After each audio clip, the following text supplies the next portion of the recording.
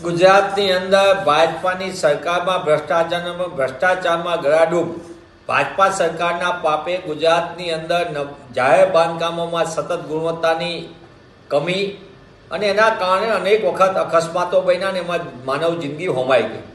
પણ એક પછી એક ઘટનાક્રમોમાં ભ્રષ્ટાચારના કચ્ચા ચીઠા સામે આવ્યા હોય. મનરેગા યોજનાની અંદરનો દેવગઢ બારિયાનો હોય કે નકલી કચેરી નામે કરોડો રૂપિયાની ગ્રાન્ટ ચાઉ કરી જવાનો છોટાઉદેપુરનો કિસ્સો હોય કે નલ સે જલનો તમામ જગ્યાના કિસ્સા હોય કે પછી સુજલામ સુફલામ હોય કે અન્ન નાગરિકાનું કૌભાંડ હોય. આવા અનેક કૌભાંડ અને એના કરોડો રૂપિયાના કૌભાંડના નાના કમલમમાં ઠલવાય. આવી વારંવારની વાત પછી એનો જીવતો જાગતો પુરાવો એટલે કે કમિશનમાં નો કોમ્પ્રોમાઇઝ. દાહોદ જિલ્લાના સંજેલી તાલુકામાં ગ્રામ્ય વિકાસની ગ્રાન્ટમાં રસ્તા બનાવવાની અંદર સાંસદ ગ્રાન્ટમાં 1.31 લાખ રૂપિયા સીધા કમિશન પેટે કાપી લેવામાં આવ્યા. અને એ કોના? એ પણ ભાજપાના મહિલા મોરચાના પતિના એ કોન્ટ્રાક્ટર તરીકેનો.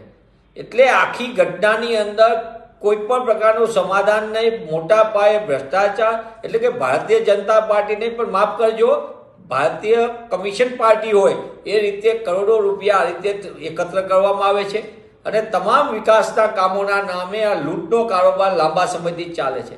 એવો ને એવો કારોબાર સુરેન્દ્રનગર જિલ્લાની અંદર 9-10 મહિનાની અંદર જ કલેક્ટરનો સામે આવ્યો. એમાં જે વિગતો સામે આવી એમાં 50% કલેક્ટર આગળ જાય, 25% એના પછીના સ્ટાફના, બીજાના 10%, 10%, 5%.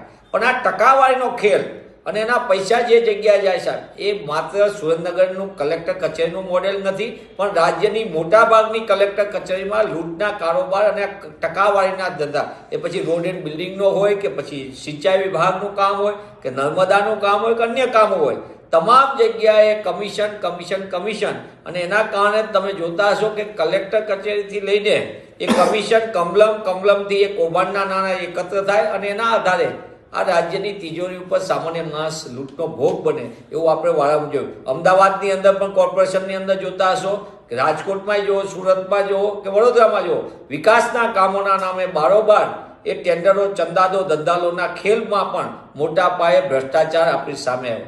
ત્યારે હું આપના માધ્યમથી માંગ કરું છું કે આ કમલમનો કમિશનના ધંધાના કારણે ગુજરાતમાં જે લૂંટનો કારોબાર ચાલી રહ્યો છે એના ઉપર તટસ્થ તપાસ થવી જોઈએ અને આ કમિશનના ખેલમાં કૌભાંડોમાં સંડોવાયેલા માત્ર કંઈક કલેક્ટર નથી પણ એ જમા કરનાર અને જે જગ્યાએ જમા લેનાર લોકો છે એની ઉપર પણ તપાસ થાય તો આખા રાજ્યનું એક બહુ મોટું કૌભાંડ આપણી સામે આવે તેમ છે.